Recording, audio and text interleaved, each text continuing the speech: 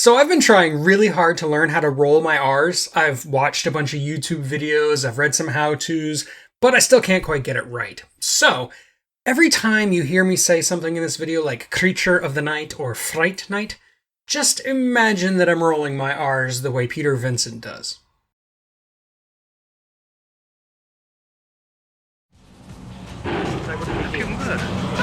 All you'll ever be.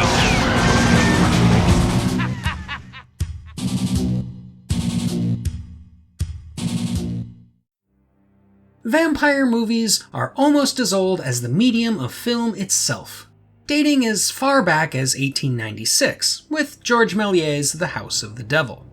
Then came the various Dracula adaptations, such as Nosferatu, the 1931 Universal classic Dracula, and the Hammer version that lasted well into the 1970s.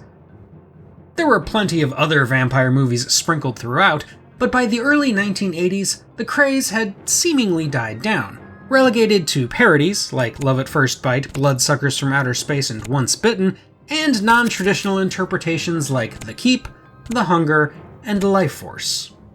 However, like any good undead abomination, the classic vampire movie wouldn't remain buried for very long. Oh, you're so cool, Brewster!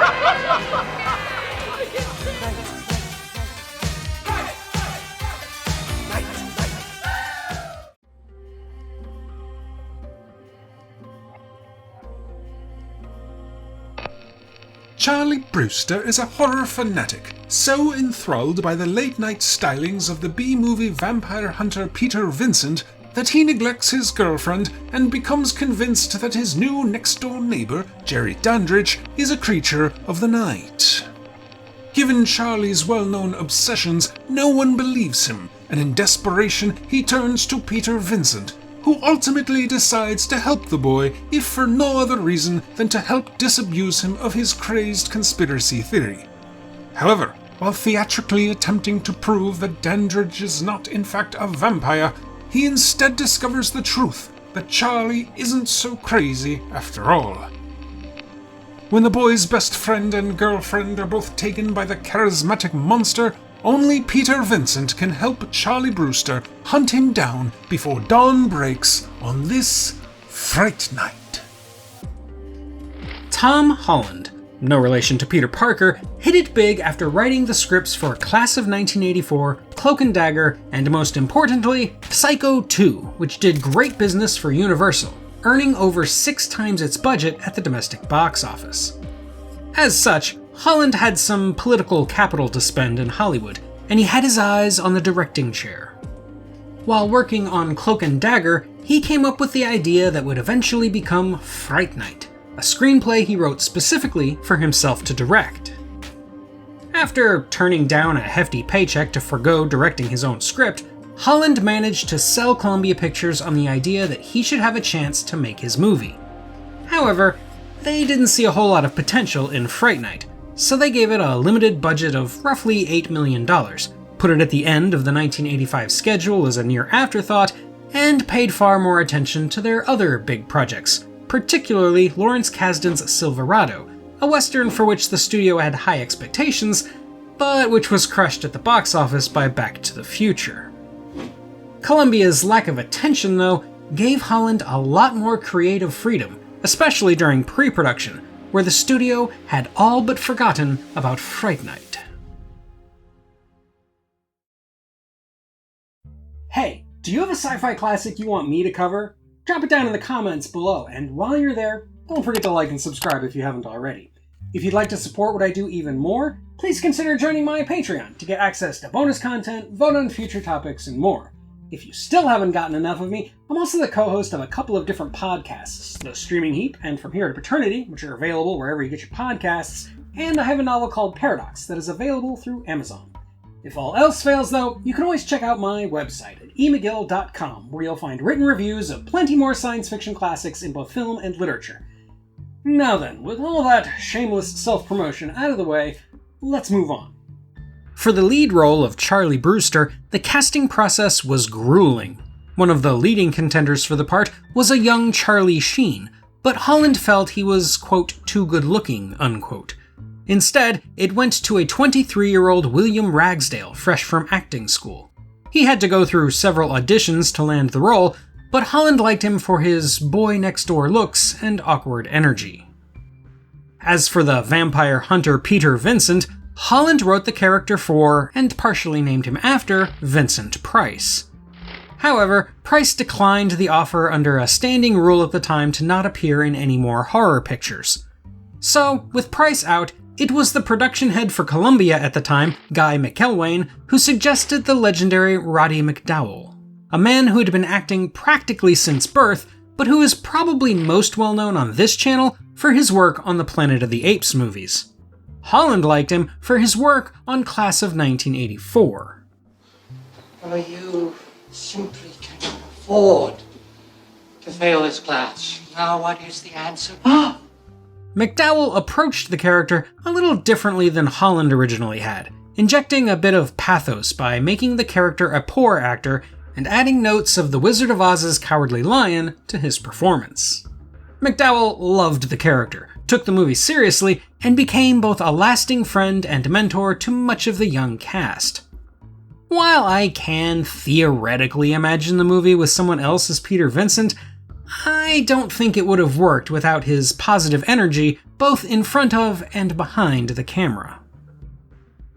The actor Chris Sarandon, a Broadway veteran Shakespeare enthusiast and Academy Award nominee for his performance in Dog Day Afternoon, was hesitant to even read the script, not wanting to be in a mid-budget horror flick or to be continually typecast as a villain. However, read it he did, and he absolutely loved it, almost immediately signing on to the film. Sarandon alleges that it was his idea to have the blood-sucking Dandridge drawn to Amy as a long-lost love of his past, even though that seems to be an obvious callback to Dracula, and he also came up with the idea of the character constantly munching on apples, as a reference to the possibility that he has some fruit bat mixed in with his vampire bat DNA. As for Amy, she was the last character cast, because Holland had a hard time finding someone who could bring youthful naivete for most of the movie, coupled with a sudden transformation into a sexually aware woman after falling under the vampire's spell. He eventually settled on Amanda Bierce, who would later become well known as Marcy in Married with Children. At the time of filming Fright Night, she was actually 27 years old. She had just finished work on the forgettable teen sex comedy Fraternity Vacation, in which she starred alongside Stephen Jeffries, who coincidentally also landed a part in Fright Night as Evil Ed. Jeffries assumed upon being offered a role in the movie that he would be auditioning for Charlie, and was confused when he was told he was actually being sought for the far quirkier Ed. Other notable actors include Groundlings improv comedian Jonathan Stark as the enigmatic Billy Cole, Art Evans as Detective Lennox, and Playboy playmate Heidi Sorensen as this memorable victim. Filming began in early December 1984, in Disney backlots and Laird International Studios in LA, and only went for a couple of months.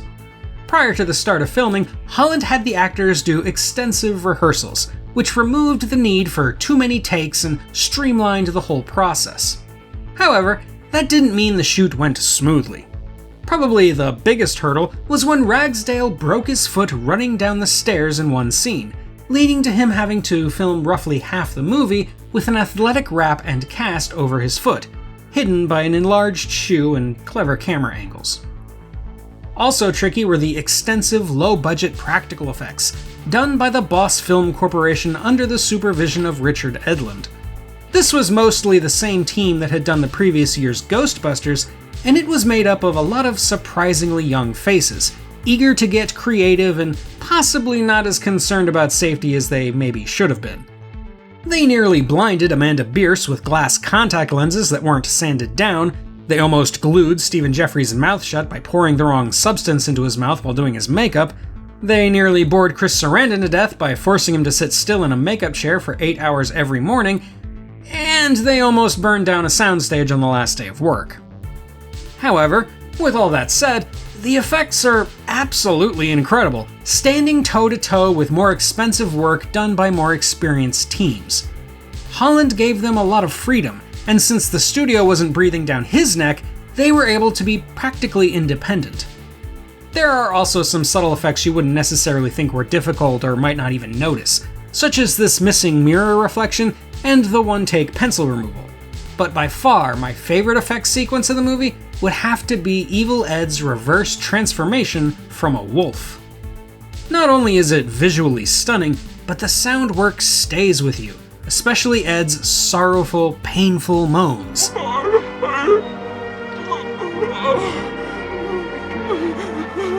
That stuff gave me nightmares.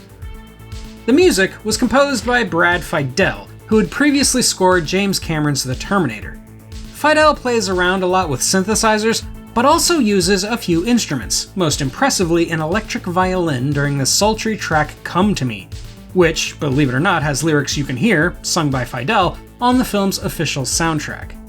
There are also a few notable bands who wrote songs for the film, including Devo, Autograph, and the Jay Giles Band, who wrote the title track.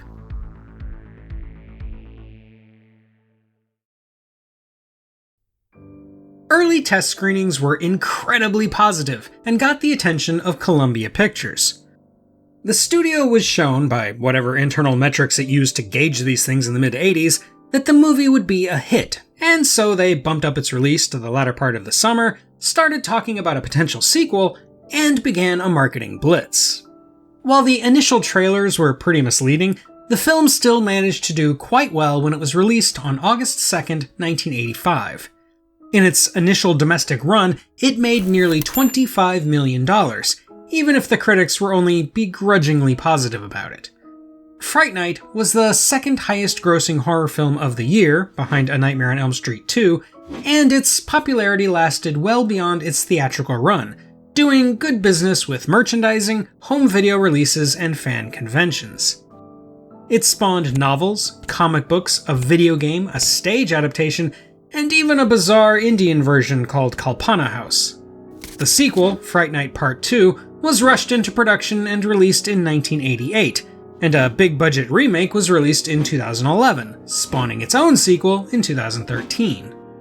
Holland has since said he is developing a soft reboot sequel of his own with as much of the original cast as possible.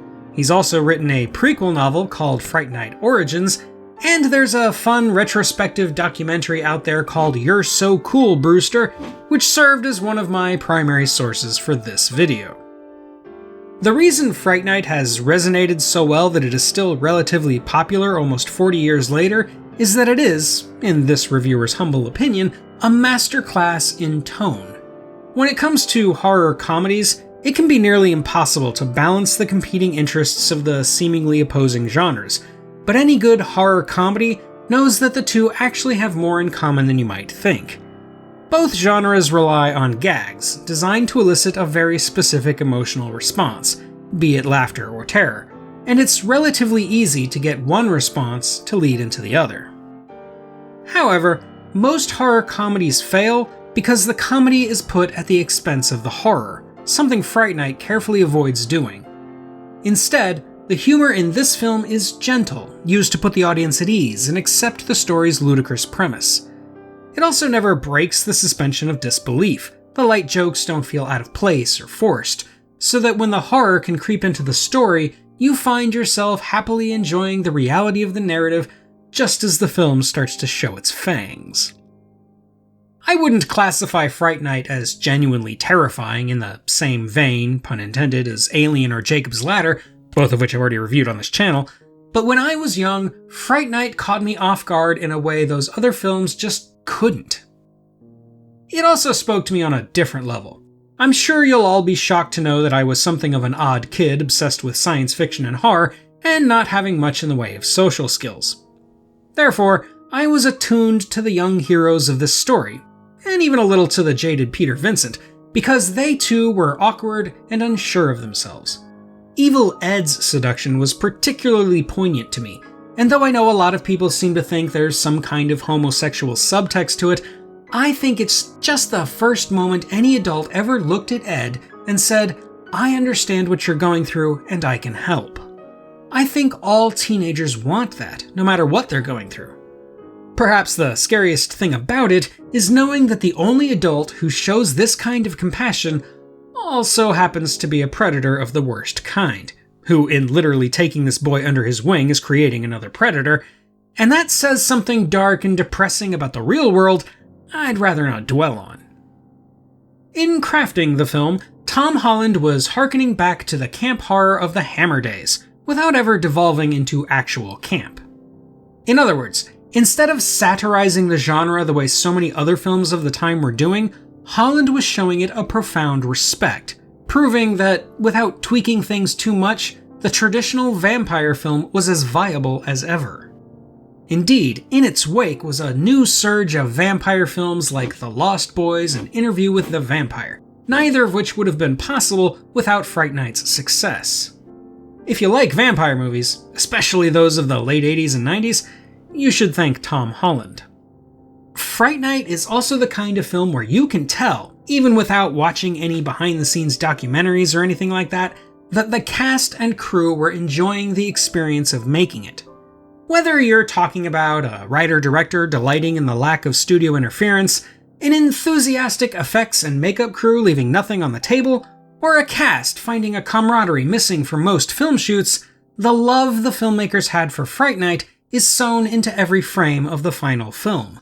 That's probably why I love it so much, and why I will take issue with anyone who dares tell me it is anything but a horror classic. And that's all for today, my dear mortals. What's your favorite vampire movie of the last 40 years? Let me know in the comments, and while you're there, go ahead and put a stake through those like and subscribe buttons. Thank you for watching, and until next time when Sherlock Holmes will resurrect a different undead creature, this is the Unapologetic Geek telling you to never be ashamed of what you love, and always keep an eye on your neighbors.